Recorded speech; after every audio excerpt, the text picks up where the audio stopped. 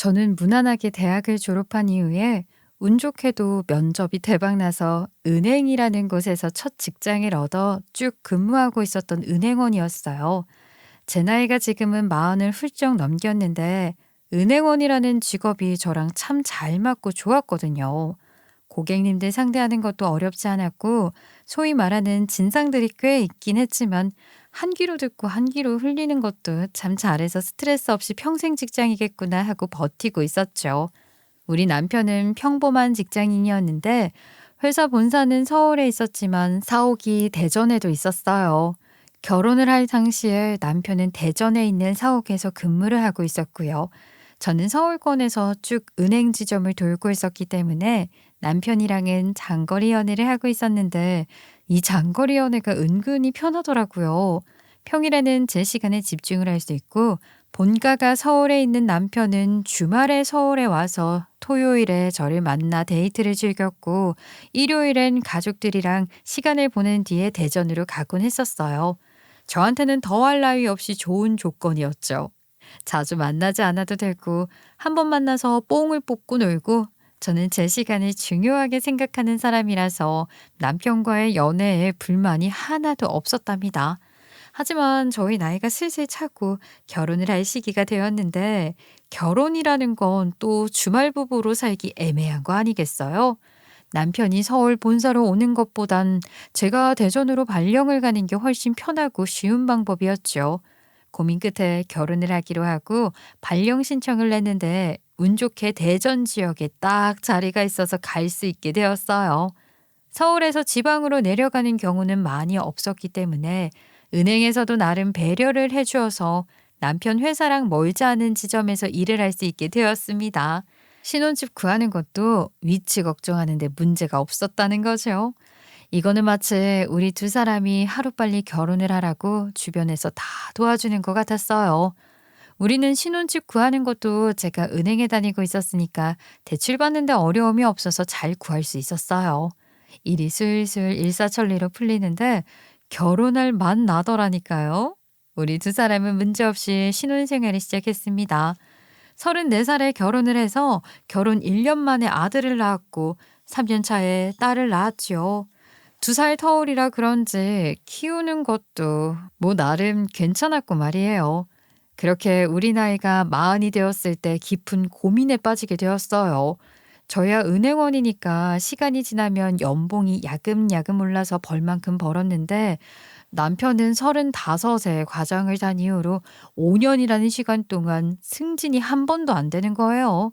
나름 회사에서 열심히 일을 하고 있긴 한데 성과가 마땅히 나지 않는다는 거죠. 회사는 내 노력을 몰라준다니까. 이런 회사에 계속 다니려니까 당연히 지칠 수밖에 없지. 내가 벌써 몇 년째 근속인데 나를 이렇게 하대해? 진짜 사람 볼 줄 모르는 회사라니까. 아, 이직하고 싶다. 이 회사에 정 다 떨어져서 이직하고 싶어. 남편은 이직을 하고 싶다고 노래를 불렀는데 사실 만년 과정인데 다른 회사에서 스카우트 제의라도 오겠어요? 사회라는 게 얼마나 냉정하고 쟁쟁한 곳인데 연락 한 통 안 왔죠. 회사 생활도 잘해야 다른 회사에서 눈여겨보는 거잖아요. 아유, 자꾸 이직 타령에 일 그만두고 싶다. 아니면 재취업하고 싶다고 그만 좀 졸라. 우리 첫째 아이가 고작 5살, 둘째가 3살인데 지금 백수가 되면 우리 뭐 먹고 살아? 당신이 은행 다니니까 지금은 괜찮지 않겠어. 더 커서 그만두는 게 문제 아닐까? 지금은 애들 학원도 안 다니잖아. 당신이 육아에 관심이 없으니까 돈이 얼마나 들어가는지 모르지. 애들 키우는데 돈이 한두 푼 들어가는 줄 알아?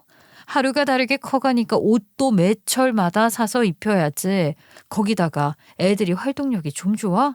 애들 주말에는 집에 있으면 땡깡 부리니까 나들이 나가야지.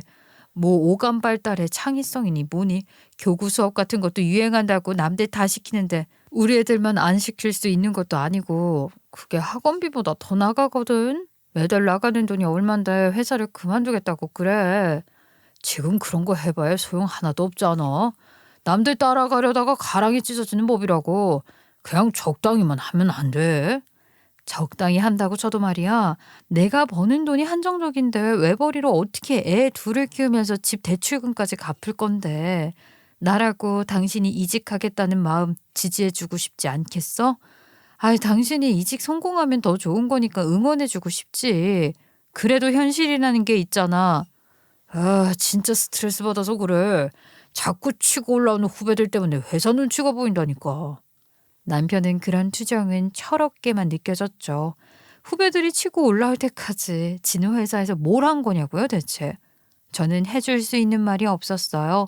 다행히 시댁도 처음에는 남편에게 철없다면서 잔소리를 퍼부으셨죠. 내가 아들을 잘못 키웠지 뭐. 자식이 둘이나 있는데 가장이 되어서는 돈을 더 벌어올 생각은 하지도 않고 쉬고 싶다는 말만 하고 말이야. 엄마가 내 마음을 몰라서 그래. 회사에서 눈치가 보인다니까. 내가 뭐 일부러 성과 내는 것도 아닌데. 아휴, 진짜 내 마음 알아주는 사람 어디 없나? 그러다가 우리 첫째 아이가 7살이 되었을 때 유치원에서 아주 큰 사고가 일어나게 되었어요. 우리 아들을 평소에 놀리고 괴롭히던 동갑 여자아이가 있었는데 우리 첫째 아이의 머리를 잡아당기고 발로 차고 그렇게 괴롭혔었나 봐요. 원래 어릴 때는 여자애들 발달이 더 빠르다고 하잖아요. 우리 아들은 또 여동생이 있었으니까 제가 여자아이는 괴롭히면 안 된다, 절대 때리면 안 된다고 가르쳤었기 때문에 반격을 안 하고 있었는데 살살 건드리니까 7살임에도 열이 받은 거죠. 저도 우리 아들의 마음은 충분히 이해는 할 수 있었거든요. 우리 아들이 하원을 하는 길에도 여자아이가 하도 깐족거리니까 짜증나서 힘껏 그 여자아이를 밀었는데 그 애가 균형을 잃고 넘어지면서 계단에 굴렀어요. 그리고 얼굴이 크게 다친 거예요. 계단 모서리에 긁히면서 눈가가 찢어지고 어금니도 영구치가 올라왔는데 깨졌고요. 저는 유치원 선생님의 연락을 받고 놀래서 병원으로 한달음에 달려갔죠. 저희 아들이 그랬다니까 정말 머릿속이 새하얗게 변하고 무슨 말을 해야 할지 막막하더라니까요. 근데 하필이면 그 여자아이네 부모가 남편이 다니던 회사의 이사였던 거예요. 저랑 남편은 전혀 몰랐었어요. 그럴 만한 게 그 여자애가 이혼 가정이라서 엄마랑만 살았거든요. 부모들끼리 그런 이야기를 나눈다고 해도 이혼한 사람한테 남편 뭐 하냐고 안 물어보잖아요. 아빠 쪽도 유치원에 얼굴 한 번을 안 비쳤었고요. 그런데 이번 일을 통해서 여자아이네 아버지까지 오시게 되면서 밝혀진 사실인 거죠. 남편이 다니는 회사 이사의 셋째, 막내딸이었다는 것을요. 우리가 살던 동네가 거의 대부분 남편이 다니던 회사 사옥에 공장이 있는 곳이라 같은 회사에 다니는 사람들이 많았거든요. 그런데 이사는 주로 서울 본사에서 근무를 하다 보니 마주칠 일이 없었고 이사에 대한 이야기들을 듣기 쉽지 않았지요. 그러니 그 아이네 아버지가 남편 회사 이사인 것을 어떻게 알았겠어요. 이런 일이 생기다니. 근데 하필이면 이사라니. 정말 진실을 알았을 때는 마음속에서 비명을 질렀어요. 가뜩이나 승진도 안 돼 후배들한테 밀려 회사에서 눈치를 보는 남편인데 막막했죠. 여자아이의 눈가에는 평생 남을 흉터가 생겼고 어금니가 깨지면서 영구치를 다치게 되었으니까 치료비도 어마어마하게 나왔고요. 거기다 온몸에 계단을 구르면서 상처도 생기고 아무튼 진짜 난리도 아니었어요. 성인도 계단에서 구르면 크게 다치는 법이잖아요. 여자아이의 부모는 크게 분노를 했어요. 아니, 집에서 교육을 어떻게 시켰길래 계단이 얼마나 위험한 곳인지도 모르고 저희 아이를 밀어요? 이건 가정교육의 문제예요. 애들끼리 서로 다투고 장난치고 투닥거릴 수 있죠. 아무리 그래도 그렇지. 이런 폭력을 휘두르는 건 아니지 않아요? 그쪽 아이랑은 같이 생활할 수 없어요. 유치원도 당장 그만두세요. 가해자 얼굴 보면서 어떻게 수업을 받아요? 절대 안 되죠. 이 일을 그냥 어물쩍 넘어가게 두고 볼 수 없습니다. 엄마, 소정이가 먼저 나를 때리고 괴롭혔단 말이야. 우리 소정이가 괴롭혀야 뭘 얼마나 괴롭혔겠니? 네가 반성도 안 하고 정말 기분 나빠? 우리 아이가 다친 것만큼 네가 다쳤어? 아니잖아. 우리 아들은 억울했지만 결국 이 사달이 난 건 우리 아이의 잘못이니까 저는 빌고 또 빌었어요. 근데 말이죠. 이게 아이들의 문제가 아니라 어른들의 문제가 되더라니까요. 남편의 승진길이 확 그냥 막히게 된 것입니다. 이사 막내딸을 다치게 한 부모니까 당연히 밉보이지 않았겠어요? 남편은 그때부터 회사에서 완전히 가시밭길에 들어가게 되었어요. 회사에서도 이사가 대놓고 갈구기 시작하고 무슨 결제건만 있으면 우리 남편 것만 반려를 당하게 되고 말이죠. 거기다가 만년 과장이었잖아요. 우리 남편이랑 친하게 지내면 그때부터는 회사 높으신 분들에게 찍히는 거다라는 소문이 돌면서 우리 남편은 왕따를 당하게 되었습니다. 회사에서 먹는 눈칫밥에 너무 힘들었던 건지 뭔지 하루는 집에 돌아와서 더 이상은 못 버티겠다고 울고불고 하는데 아유 제가 너무 안쓰러운 거죠. 현실적으로 일을 그만두면 사는 게 팍팍해지긴 할 텐데 하는 생각도 들었지만 남편이 나이 마흔에 울고불고 하는데 어쩌겠어요. 나 회사 구내식당에서도 밥 못 먹어. 하도 직원들이 눈치를 주고 내 주변에서는 밥도 안 먹으려고 하니까 내가 못 먹겠더라. 하필이면 이사한테 찍힐 게 뭐냔 말이야. 과장으로 쭉 있다가 어디 구석탱이 부서에 들어가서 그만두라는 눈치나 받고 그렇게 지낼 바에는 그냥 그만두고 재취업할래. 제발 나 한 번만 살려주라. 그렇게까지 힘든지 몰랐어. 다들 진짜 너무하다. 아니 어떻게 밥 먹는 것까지 그렇게 눈치를 줘? 그래 자기야 힘들면 그만둬. 사표 써. 내가 어떻게든 허리띠 졸라매고 살아볼게. 남편은 당당하게 사표를 제출했죠. 근데 그 나이에 마땅히 이직을 할 만한 회사가 없는 거예요. 나이도 있었고 만년 과장 경력밖에 없으니까요. 그렇다고 자격증이 있는 것도 아니었고 정말 힘들었어요. 남편은 재취업을 하겠다면서 자격증을 따기 위한 학원에 다니게 되었고 저는 정부 지원을 받는다고 해도 남편 학원비가 일부 필요하긴 했으니까 더 열심히 일을 했습니다. 남편은 밤에는 대리운전을 뛰었고 아이들은 초등학생이 되었어요. 우리는 그때도 대전을 벗어나지 못했습니다. 이미 제가 은행의 발령지를 대전으로 선택을 했잖아요. 그러니까 대전 안에서만 지점을 옮겨 다녔고 서울로 갈 수가 없었거든요. 서울에 가고 싶으면 서울 쪽에 자리가 나야지만 가능해서 계속 눈치만 보고 있었죠. 어차피 남편 회사가 대전이 아닌데 굳이 대전에 머무를 필요가 없었으니까요. 대리운전을 하든 뭘 하든 서울이 가장 일이 넘치는 곳이니까 서울에 갈 수 있었으면 좋겠다 하고 생각만 하고 있었어요. 그렇게 시간이 눈 깜짝할 사이에 1년이 훌쩍 지났고 남편은 열심히 자격증을 따다가 지게차 운전면허를 따서 대전에 있는 큰 물류창고에서 일을 하게 되었어요. 취업이 잘 되어서 다행이었지만 한 가지 불편했던 것은 물류에서 일을 하다 보니까 일이 야간에 이루어진다는 것이었어요. 제가 퇴근을 하고 오면 남편은 출근을 했고 우리는 같은 집에 살면서도 얼굴 마주하기가 참 힘들었어요. 그래서였을까요? 남편이 점점 변하는 게 느껴지는 거예요. 제가 출근을 하면 남편이 집에 있으니까 아침에 퇴근해서 잔다고 쳐도 애들이 학원 갔다 올 때면 잠에서 깰 시간인데 애들은 안 돌보고 내내 휴대폰만 본다는 거예요. 아직 스스로 뭘 하기에는 어린 아이들이니까 배가 고프다고 간식을 사달라고 해도 과자 한 봉지 쥐어주고 애들이 숙제를 도와달라고 해도 스스로 하라고 관심도 안 주고 그런다는 게 아니겠어요? 오죽하면 그 어린애들이 저한테 와서 이런 이야기를 하겠냐고요. 제가 퇴근해서 돌아올 때까지 애들이 간식 하나 제대로 못 먹고 그러길래 보다 못해서 남편에게 대놓고 시켰죠. 원래 남자들이 시키는 일은 잘한다고 하잖아요. 내가 냉장고에 간식 만들어둔 거 넣어놨으니까 내일 애들 학원 갔다가 와서 배고프다고 하면 데워서만 줘. 알았지? 차라리 애들한테 전자레인지 쓰는 법을 알려주지 그래. 나도 밤새 일하고 와서 피곤한데 애들까지 어떻게 챙겨. 귀찮아. 아니 다른 사람도 아니고 자기 자식 챙기는 건데 귀찮다고 하면 어떡해. 당신 말이야 요즘 뭘 그렇게 열심히 하길래 정신이 빠져서 휴대폰만 들여다보는 거야? 에이씨 내가 취미생활도 못해? 그냥 폰게임 하는 거야 게임. 대충 얼버무리면서 방에 쑥 들어가려는데 수상하더라고요. 남편이 물류에서 일을 하니까 주 6일 근무를 했거든요. 일하는 것에 비하면 월급이 많은 건 아니었지만 그럭저럭 살만하긴 했어요. 남편이 일하는 회사가 아주 큰 대기업이나 잘 알려진 곳까진 아니었지만 주 6일 근무에 야간이니까 기본 벌이가 나쁘진 않았거든요. 근데 이 인간이 저한테 생활비 명목으로 줄 돈만 딱 송금하고 나머지는 본인이 쓴다고 안 주는 게 아니겠어요? 뭐에 그렇게 돈을 쓰나 했더니 휴대폰 게임에 빠져서 거기다가 현질이라는 걸 하고 있었던 거죠. 진짜 제가 고등학생 아들 키우는 것도 아니고 답답하더라고요. 취미생활 하는 거야 좋지만 게임에 돈 쏟아부을 건 아니지 않나요? 남편이 게임 이야기를 하길래 제가 잔소리를 했죠. 게임 이야기 하니까 나도 할 말 좀 하자. 돈이 있을 때 저축을 할 생각을 해야지.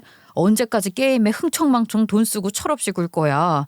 아, 제발 정신 좀 차려. 우리 애들 생각은 안 해? 나 지금 생활이 너무 만족스럽거든. 아, 내가 생활비 주는 걸로 아껴서 저축하는 건 당신 몫이지. 당신 은행원인데 그 정도 저축도 못해? 제발 나 숨 돌리고 있는데 건들지 좀 말아라. 남편은 적반하장으로 나왔죠. 대화를 하길 포기해야 하나 하다가 알게 되었어요. 이 인간이 글쎄 게임에서 만난 여자랑 유사 연애를 하고 있다는 걸 말이죠. 남편이 유일하게 일요일 날 쉬었거든요. 저도 쉬는 날이니까 자는 남편을 냅두고 애들이랑 놀이거리 가지고 놀고 있었는데 남편 휴대폰이 계속 울리더라고요. 잠이 깊게 든 남편 깰까봐 제가 쓱 휴대폰을 봤는데 이쁜이라고 저장이 되어 있는 게 아니겠어요? 순간 손이 덜덜 떨리면서 정신이 멍해지는데 휴대폰 들고 화장실에 가서 몰래 받았더니만 쾌활한 목소리가 들리더라고요. 오빠, 언제 접속할 거야? 나 지금 게임 접속할 건데 같이 사냥 갈래? 여보세요? 누구세요? 어, 혹시 민재 오빠 휴대폰 아닌가요? 그쪽은 누구세요?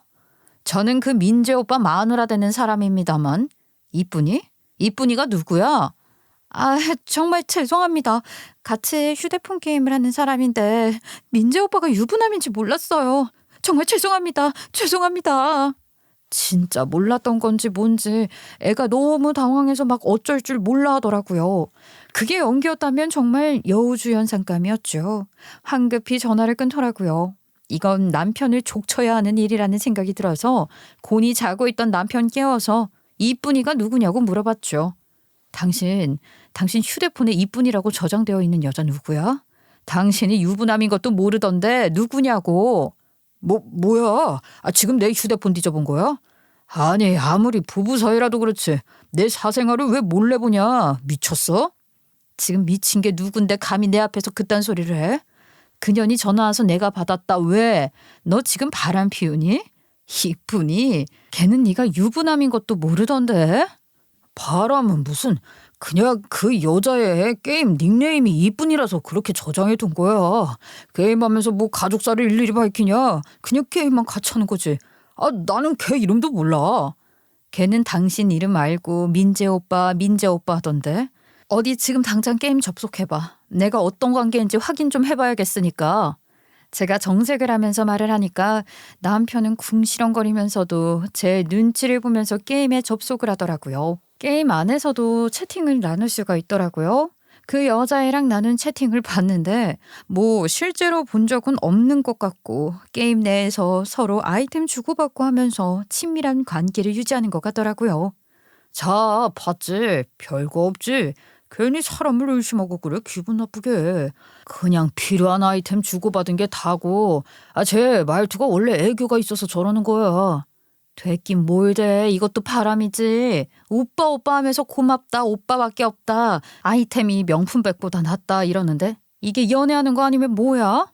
나 참 연애는 무슨 실제로 본 적도 없고 뭐 한 것도 없는데 무슨 연애야.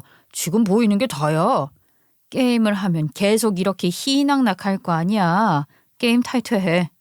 남편은 끝까지 본인은 바람 피운 거 아니라고 기분 나빴으면 미안하다고 하면서 제가 보는 앞에서 게임 탈퇴도 하고 그 여자 번호도 차단하고 삭제하더라고요. 그게 지 딴에는 죄가 없다는 것을 입증하는 행동이었겠죠. 게임과 관련된 것에 대해 전부 다 정리를 하고 자기가 바람 피운 건 절대 아니라고 항변을 하더라고요. 잘못했다고 제 눈치 살살 보면서 이야기를 하는데 이게 아무리 생각을 해도 기분이 나쁜 거예요. 유부남인 건 왜 말을 안 했을까요? 저는 이 사실을 시댁에도 당연히 알렸습니다. 뭐라고? 아유, 우리 아들이 지금 바람을 피웠다는 거야? 본인은 죽어도 바람이 아니라고 하는데요. 게임하다가 알게 된 여자랑 사적으로 연락을 하면서 오빠 이쁘나 하는데 그게 어찌 바람이 아니겠어요? 저 정말 기분 나빠요. 이놈이 미쳤나? 나이가 몇 갠데 그런 짓을 하고 앉아있어. 아무리 만난 적이 없는 사이라고 해도 말이야. 바람으로 느끼기 충분한 대화 아니니. 아이고, 며느라가야 정말 미안하다. 우리 아들이 언제 철이 들란지 정말 미안하다 미안해. 우리 아들 그런 짓 두 번 다시는 못하게 내가 제대로 혼쭐을 내주겠다. 한 번만 너그러이 용서를 해다오. 근데 참 애매하긴 하더라고요. 마음 같아서는 바람 피운 놈이랑은 무조건 이혼이다 싶은데 그 여자 이름도 모르고 만난 적도 없다는데 이걸 가지고 이혼을 하니 많이 하는 게 좀 이상하잖아요. 거기다가 아이들도 아직 초등학교 저학년인데 저 혼자서 아이들 둘을 책임지고 키운다는 것도 이게 겁이 나긴 했어요. 아무리 제가 번듯한 은행이라는 직장이 있다 한들 한부모 가정에서 크는 아이들이 아빠에 대한 부재감을 당연히 느낄 수밖에 없지 않겠어요. 게다가 남편은 억울하다고 바람이 아니라고 박박 우기니까요. 게임도 탈퇴했겠다, 연락도 안 한다 하길래 각서까지 쓰고 한번 눈 감아주기로 결심을 했습니다. 그렇게 남편은 계속해서 물류에서 일을 하게 되었는데 애들 교육 문제도 있고 대전에서는 아무래도 어릴 때 그 여자아이와 있었던 일 때문에 좀 버티기 힘들더라고요. 게다가 우리 남편도 이제 밤낮이 바뀐 일이다 보니까 몸이 점점 힘들다고 앓는 소리를 내기 시작했어요. 지단에는 자격증도 땄고 월급도 나쁘지 않고 일도 어려운 거 아니고 하니까 여기서 평생 눌러붙을 생각이었는데 몸이 안 따라주기 시작한 거죠. 아무래도 밤낮이 바뀌어 있는데 몸이 멀쩡하면 이상한 거 아니겠어요? 남편 회사에서 복지로 정기검진을 받게 해주는 게 병원에 가서 피검사부터 초음파까지 쓱 보니까 몸의 피로도가 높아서 간 수치도 높고 콜레스테롤도 있고 만병을 다 얻은 거죠. 너무너무 힘들어하는 와중에 아주 좋은 소식이 들려오게 되었어요. 제가 드디어 서울에 있는 지점으로 발령 자리가 나서 갈 수 있게 된 거예요. 근데 남편 직장은 대전에 있는 물류였잖아요. 어떻게 보직 신청이 안 되나 했었는데 남편이 회사 본사 사무실이 서울에 있다고 하더라고요. 이게 또 웬 떡인가 싶었죠. 근데 본사에 당신이 갈 수 있는 조건은 안 되지 않아? 당신은 물류에서 지게차를 타는 사람이고 본사는 사무실일 거 아니야. 갑자기 보직이 바뀌는 것도 쉽지 않고 서울로 가는 건 무리일까? 아니야, 아니야. 내가 들어봤는데 서울에도 물류 창고가 있긴 있대. 근데 내가 만약 승진을 해서 본사 사무실에 보직 발령으로 가게 되면 훨씬 좋다는 거야. 낮 시간대에 일을 할 수도 있고 월급도 지금보다 오른다더라. 지금은 직급이라는 게 딱히 없이 지게차를 운전하고 있지만 그래도 몇 년 일을 했잖아. 근속 경력도 되고 내가 보직 발령을 날 수 있는 조건이 된다는 게 아니겠어. 이전에 회사에서 사무실 업무도 봤었고 그거 따져서 서울 사무실로 신청 한번 해보려고. 괜히 기대했다가 안 되면 슬픈데. 그럼 안 될 경우에는 서울에 있는 물류에서 일을 할 수 있는 거야? 그건 모르겠네. 근데 내가 조건이 되는데 신청 안 할 이유도 없잖아. 잘 되면 완전히 로또 맞는 거라니까. 본사라고 본사. 지금이랑은 완전히 대우가 달라질 텐데. 그러니까 그런 자리에 신청을 하는 사람이 한둘이겠어. 다른 회사도 다들 본사 자리 들어가고 싶어서 안 다린 건 몰라서 그래? 근데 물류가 전국에 몇 개나 있는 회사에서 서울 본사 가고 싶다는 사람이 한둘이겠냐고. 한번 해봐. 안 되면 서울에 있는 다른 물류 창고들 자리 있나 알아보고. 지금 나 능력 안 된다고 무시하고 싶은 거야? 내가 이전 회사랑은 완전히 다르게 일을 했다니까. 윗사람들이랑도 친하게 지내고 밥도 술도 엄청나게 사면서 싸바싸바 제대로 했어. 자리 하나는 제대로 보존 가능하다고. 그거 지금 대놓고 로비했다고 이야기하는 거 아니야? 이게 뭐 자랑이라고 그렇게 이야기를 해? 한마디로 당신 능력이 아니라 주변인 도움받아서 간다는 거잖아. 그것도 능력이거든. 다들 이렇게 승진하는 거지. 내가 이전 회사는 첫 직장이었고 초반부터 줄 잘못 타서 고생하긴 했는데 이렇게 살았어야 하는 거였어. 윗사람들께 제대로 대접하고 설설 기고하면서 말이야. 아, 본사 사람들이랑도 친하게 지낼 수만 있으면 훨씬 좋을 텐데. 그래, 어디 한번 잘 해봐라. 그렇게 줄 타서 올라가는 게 얼마나 갈지 모르겠지만 잘 되면 그것도 능력이라고 쳐줄게. 근데 남편이 진짜 줄 잘 탄 거, 윗사람들에게 이쁨 받는 거 하나만 믿고 발령 신청을 냈나 보더라고요. 본사 쪽으로요. 저는 그 사이에 은행에서 서울로 전출이 된다는 확답을 받게 되었어요. 어찌됐든 대전에서 사는 것보다야 서울에서 사는 게 훨씬 좋으니까 남편에게도 이야기를 했죠. 저는 서울에 가는 게 확정이 났으니까 남편에게도 안 되면 대전 물류 일을 그만두고 서울에 새 직장을 알아보던지 해라. 자격증 많지 않냐 살살 구슬렸는데 남편이 그러는 거예요. 참나? 나를 뭘로 보는 거야? 내가 서울에 보직 신청 낸다고 했지? 나도 이제 서울로 간다 이 말이야. 진짜로 본사로 출근을 하게 됐다니까? 그것도 말이야 생각지도 못한 부장 자리에 가게 되었다고. 본사 부장이라니 이거 파격 승진 아니겠어? 대박이지? 월급이 엄청 오를 거야. 뭐? 진짜로? 진짜 그 연줄이 닿아서 서울에 간다고? 그것도 부장으로? 어머, 그게 말이 돼? 왜 안 돼? 회사에서 그렇게 해주겠다는데. 이게 다 나를 예뻐한다는 증거 아니겠어? 서울 본사는 말이야 부장도 몇 명 없고 부장 위에는 바로 이사라고 하더라. 몇 년 더 일 잘하고 줄 잘 타면 이사 자리까지 갈 수 있지 않겠어? 이야 우리 마누라 이제 부장 사모님 소리 듣겠네. 경거망동하게 행동하지 말고 뭐 잘 됐네 축하해. 그게 다야? 이야 남편이 승진했다는데 배 아파서 그러냐? 아무튼 소갈머리하고는. 저는 그냥 남편이 그러거나 말거나 이사 준비 시작했죠. 아무래도 서울에 가게 되었으니까 시댁에도 알리게 되었고요. 근데 시어머니가 새초롬하게 말을 하더라고요. 이미 우리 아들한테 들어서 알고 있다. 애들 교육 문제니 뭐니 하면서 서울 가고 싶다고 그렇게 우리 아들 바가지를 긁었다더니만 잘 됐네. 근데 뭔가 그 말이 저를 살살 비꼬는 것처럼 들리더라고요. 제가 서울에 가자고 노래를 부른 건 아니었거든요. 저도 괜히 빈정상해서 그랬죠. 그러게요. 잘 됐죠? 군뱅이도 구르는 재주가 있다고 하더니만 윗사람들한테 싸바싸바 잘해서 승진 자리 하나 얻었나 봐요. 자기 능력으로는 안 되는 건지 뭔지. 뭐야? 아니 무슨 말이 그래? 너 지금 우리 아들 능력 하나 없는데 오로지 줄 하나 잘 타서 승진했다고 비하라도 하고 싶은 거니? 아니요. 제가 무슨 비하까지 했다고. 근데 틀린 말은 아니잖아요. 줄 잘 탄 게 그의 능력인지는 모르겠지만 그래도 자기 능력 인정받아서 가는 건 아니죠. 아예 직무가 다른 건데. 지게차 잘 운전한다고 사무직 일도 잘할 거라는 보장이 있는 건 아니잖아요. 아유 기가 막힌다 정말. 우리 아들이 말이야 자기 능력으로 성실하게 일해서 얻은 자리를 가지고 질투난다고 폄훼라도 하고 싶은 건 아니고 만년 은행원 주제에 은행 창구에서 고객 상대하는 거 말고 네가 하는 게 뭐가 있다고 우리 아들을 그렇게 싸잡아내리니. 우리 아들은 말이야 이제 부장 자리에 앉으니까 이사 자리까지 넘본다고 하던데 아니 너 같은 평선이 뭘 알겠니? 시어머니도 그렇고 남편 놈도 그렇고 만년 과장 노릇하면서 저보다 능력이 딸렸던 시절이나 사고치고 다닐 때는 저한테 그렇게 저자세로 나오던 사람들인데 남편 승진해서 서울 간다니까 아주 당당해지는 게 웃기더라고요. 개구리가 올챙이 쪽 시절 모른다는 말이 딱 어울리는 거 아니겠어요? 근데 더 웃긴 일은 여기서부터 시작됐어요. 우리가 이사를 결정하고 발령일자까지 다 받은 뒤에 이사를 하는 날이 되었지요. 이사라는 게 워낙 신경 써야 할 게 많잖아요. 아무리 포장이사를 부른다고 해도 하나하나 살펴봐야 할 게 많았고요. 그날 이제 제가 분주하게 포장이사를 하러 온 사람들이랑 같이 짐을 싸고 있었단 말이죠.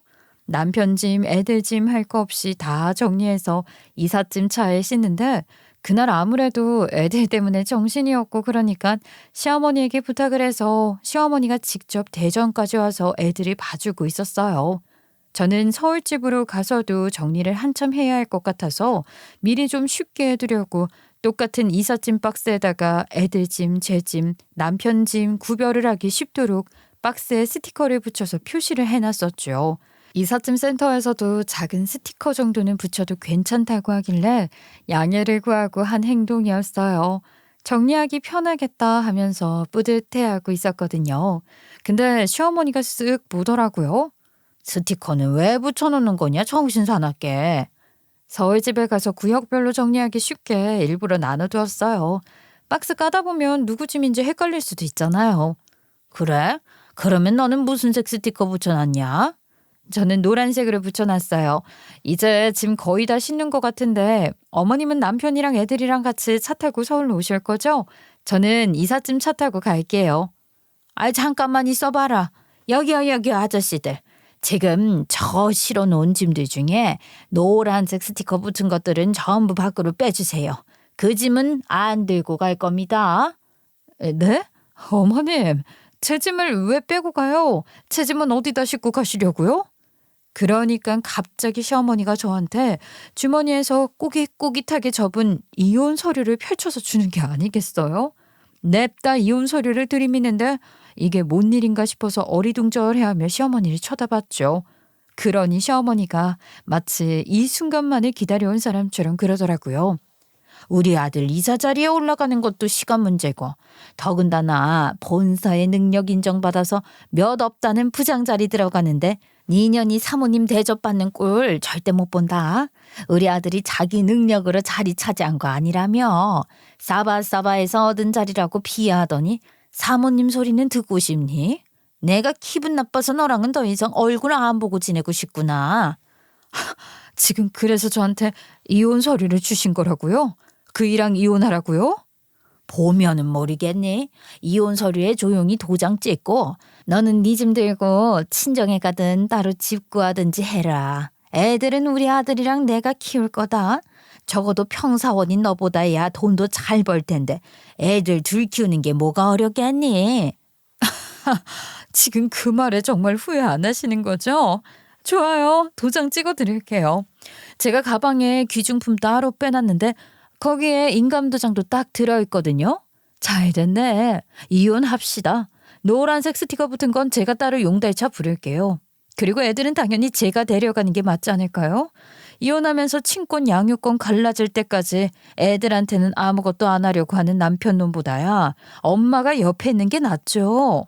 제가 이렇게 쿨하게 이혼하겠다고 할 줄 몰랐는지 시어머니가 어벙벙해하는 것 같았지만 마음대로 하라 하더라고요. 남편놈은 이삿짐을 빼기 시작하니까 뭔 짓이냐고 물어보더니만 시어머니가 가서 귓속말 하더니 저를 그냥 쓱 쳐다보고 말더라고요.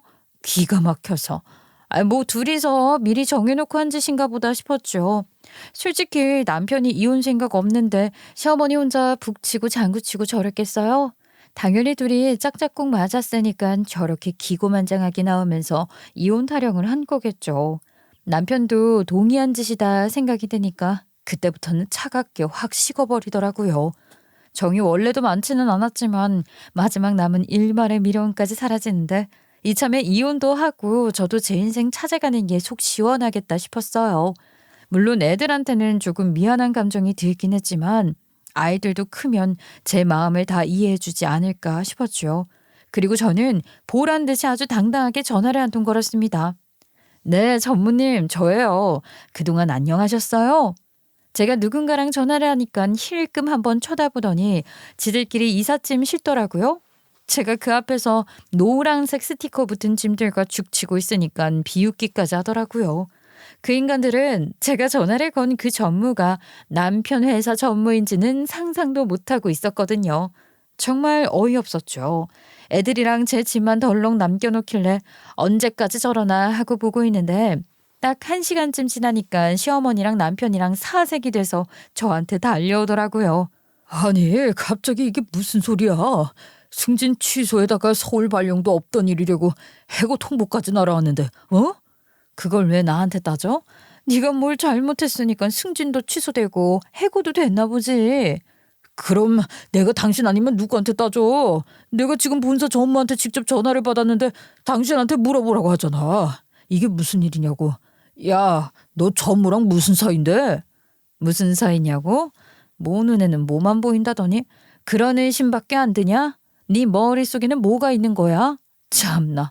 야, 승진한 게 네 능력에 줄 한 번 잘 타서 그런 것 같았지? 그 줄 사실은 내가 대준 거야. 네 능력 아니고 내 능력으로 된 거라고. 근데 그걸 발로 차? 아니, 네가 우리 아들 회사에 무슨 줄이 있어서 줄을 대줘. 어떻게 된 건지 속 시원하게 말해봐라.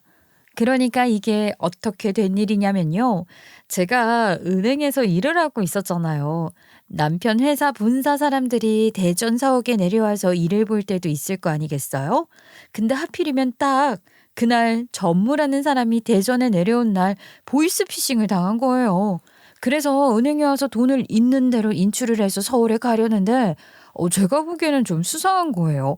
고액의 돈을 인출하니까 인출하시는 목적이 뭐냐고 물어봤는데 횡설수설하면서 뜬금없이 금융감독원 이야기를 꺼내는 게 아니겠어요? 이때 딱 촉이었지요. 보이스피싱인 것 같다는 촉이요. 제가 수상함을 느끼고 경찰에 신고를 하고 전무를 붙잡아뒀었어요. 아무래도 보이스피싱 같으니까 물론 그 전무라는 사람은 완전히 속아서 그런 거 절대 아니다. 돈 내놔라 난리를 치면서 저한테 버럭버럭 욕까지 했거든요. 하지만 저도 은행에서 오래 일을 했는데 그런 거 하나 모르겠어요. 이게 무조건 보이스피싱이다 확신을 가졌죠.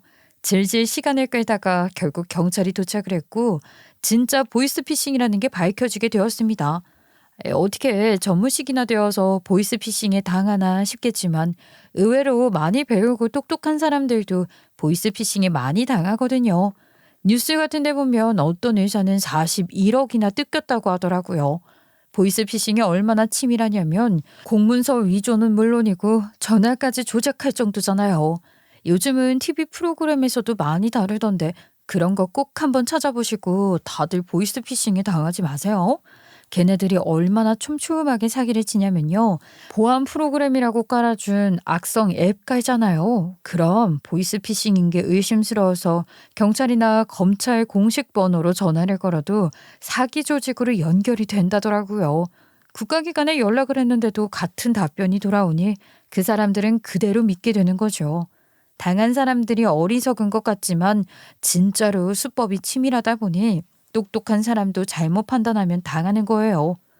덕분에 제 예금된 전 재산을 지켜낼 수 있었습니다. 정말 덕분에 살았습니다. 이거 답례를 꼭 하고 싶은데 어떻게 안 될까요? 제가 해야 할 일을 당연히 했을 뿐인데요. 보이스피싱이라는 게 정말 무서운 거잖아요. 은행원으로서 의심이 들면 당연히 신고를 하는 게 맞죠. 저는 사례 같은 거 부담스러워서요. 그래도 제가 너무 감사해서 그럽니다. 집 주소라도 알려주시면 제가 선물이라도 꼭 보내고 싶은데. 저희도 그런 것 막 받으면 안 되거든요. 회사 규정이 그래요. 그럼 혹시 제가 은행원님 실적이라도 팍팍 올려드리면 어떨까요? 저희 가족 총동원해서 상품 가입 같은 거 팍팍 해드릴게요. 어, 그러시면 제가 곧 서울에 갈 것 같은데 서울로 지점을 옮긴 뒤에 가입을 해주시면 안 될까요? 제가 은행원이니까 실적만큼 중요한 게 또 없긴 하거든요.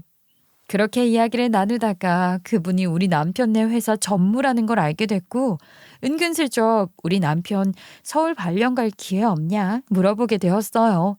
전무가 우리 남편 인사고과를 봤나 보더라고요.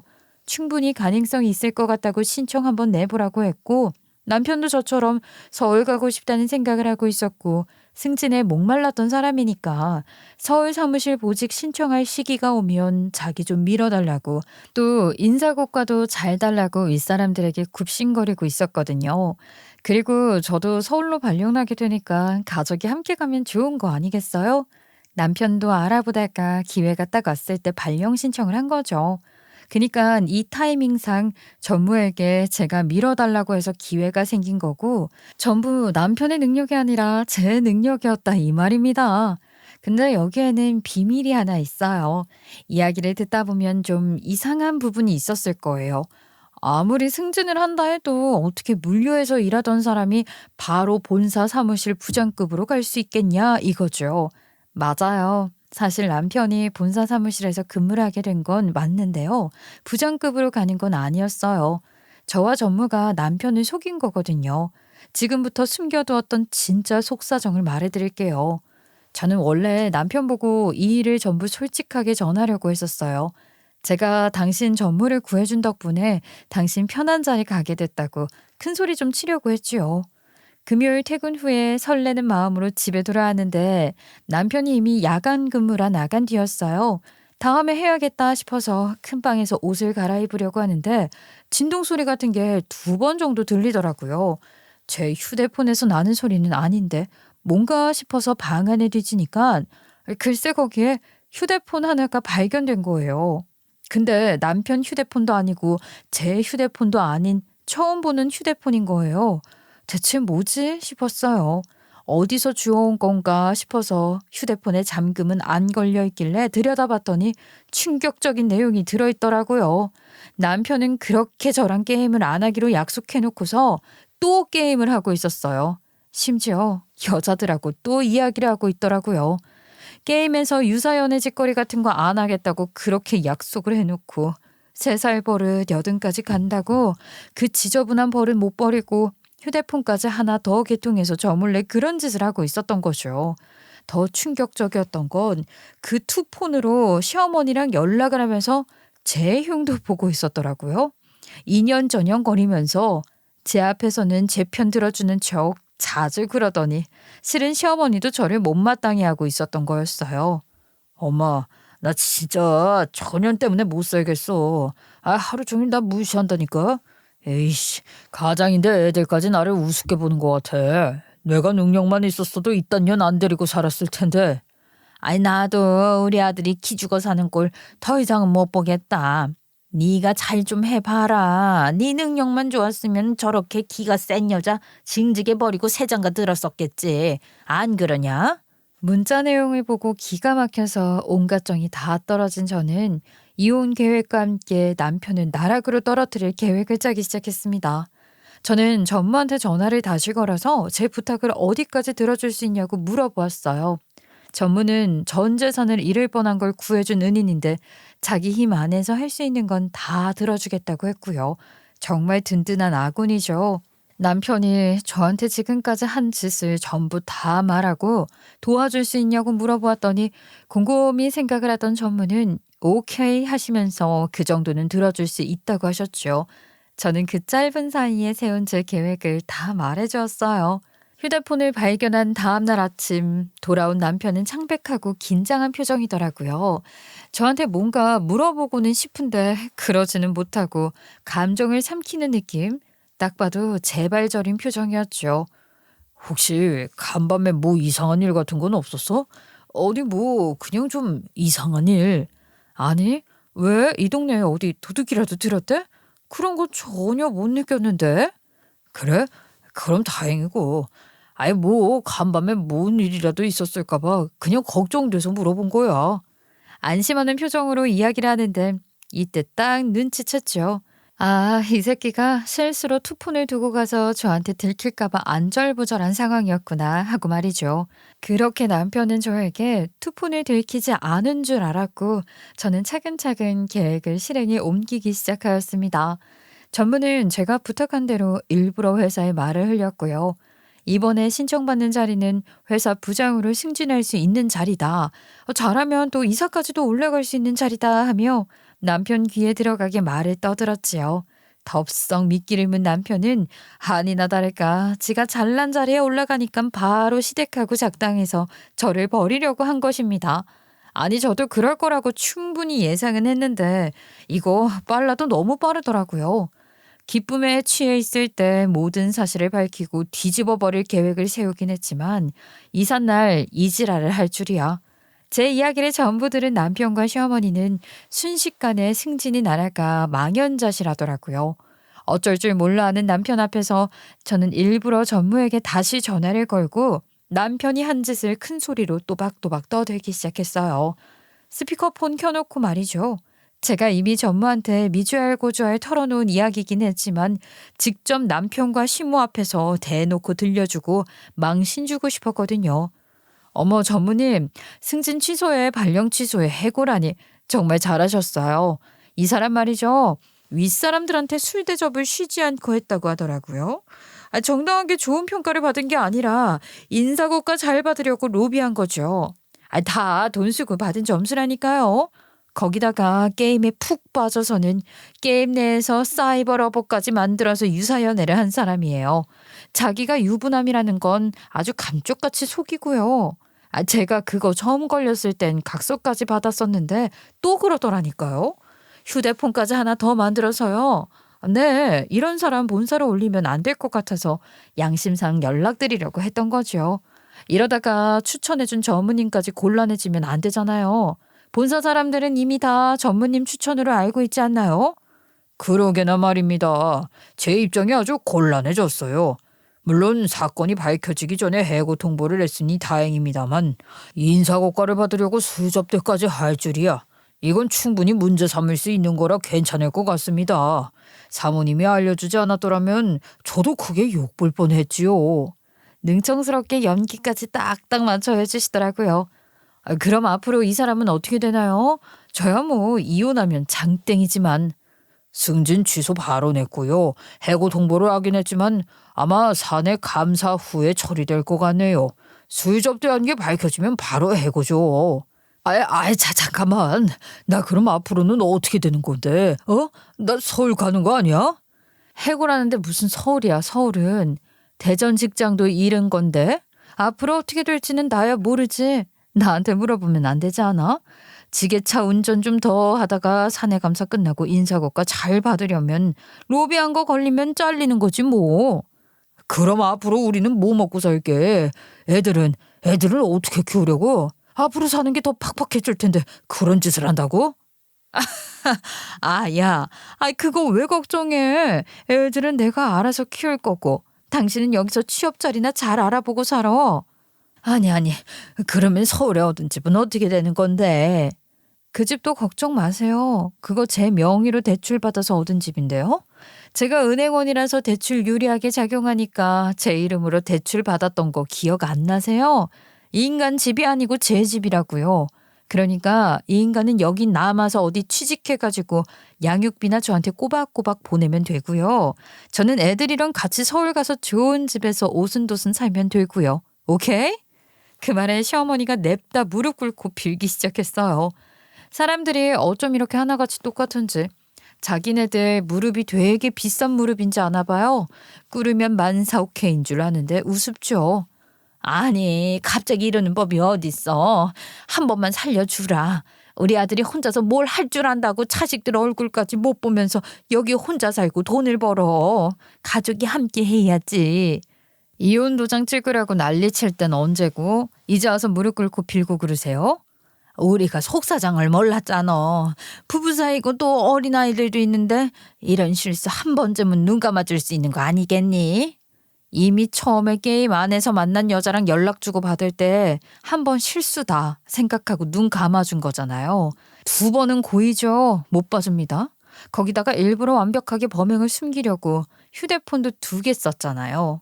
이 인간이 저랑 각서까지 썼으면서도 약속을 어기고 사이버 연애를 또 한 거 어머님이랑 이 인간이랑 저한테 이년저년 해가면서 욕한 것까지 다 봤어요. 그 말에 두 사람 얼굴이 백지장처럼 하얗게 변하더라고요. 망연자실 두 모자가 무릎 꿇고 저한테 비는데 애들 보기 부끄럽더라고요. 저는 이삿짐 센터 직원들에게 돈 조금 더 찔러주고는 파란색 스티커 붙은 거 빼고 노란색 스티커 붙은 거 넣어주셔라 했죠. 돈 더 주니까 군소리 없이 해주시더라고요. 그렇게 저는 무릎 꿇고 비는 두 사람 두고 서울에 이삿짐 옮겼습니다.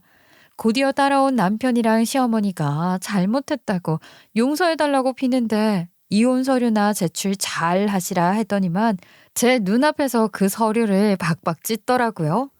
아이고 그거 찢는다고 이혼을 못하나요? 이혼하기로 마음 먹었으니까 소송이라도 걸겠습니다. 살아온 종을 봐서라도 한 번만 봐주라. 내가 당신 없이 어떻게 사냐? 애들은 또 어떡고? 이 각서 보이지? 앞으로 어떤 문제 있든지 한 번만 더 사고를 칠 경우에는 얄짤없이 이혼하고 양육비도 꼬박꼬박 챙겨주겠습니다. 친권도 양육권도 포기하겠습니다. 네 손으로 적은 각서잖아. 이거는 다른 문제잖아. 내가 정말 잘못했어. 제발 한 번만 용서해줘. 나한테는 다 똑같은 문제고 실수고 사고인데 뭐가 다르다는 건지. 용서는 없어. 내가 입방정을 떨었다. 우리 아들이 기죽어 사는 것 같길래 제발 나를 봐서라도 용서 좀 해줘라. 어머님 얼굴 보면 더 봐주기 싫은데요. 당장 꺼지세요. 한 번만 더 나타나서 질질 짜고 그러면 경찰에 신고합니다. 저는 그대로 문 닫고 들어와서 비밀번호 바꿔버리고 짐 정리 대충 끝내고 애들 전학 수속 다 밟고 은행 출근하기 전에 이혼 변호사 사무실 가서 이혼 소송 신청했습니다. 시댁 식구들 바뀐 비번 모르니 집 앞까지는 와도 문 안 열어주면 얼굴 한 번 못 받고 말이죠. 남편놈이 결국 감사가 끝난 뒤에 회사에서 잘렸고 지금은 오갈 곳 없어서 시댁에 있다며 저한테 이혼만큼은 참아달라고 죽은 듯이 살겠다고 하길래 죽은 듯이 시댁에서 기생해라 하고는 연락 다 차단하는 중입니다. 아직은 이혼 소송 중인데 남편 측에서는 이혼 안 하겠다고 박박욱해서 시간 좀 걸릴 것 같아요. 하지만 유책 사유가 저쪽에 있는데 뭐 어렵겠어요? 시간이 해결해 주겠죠.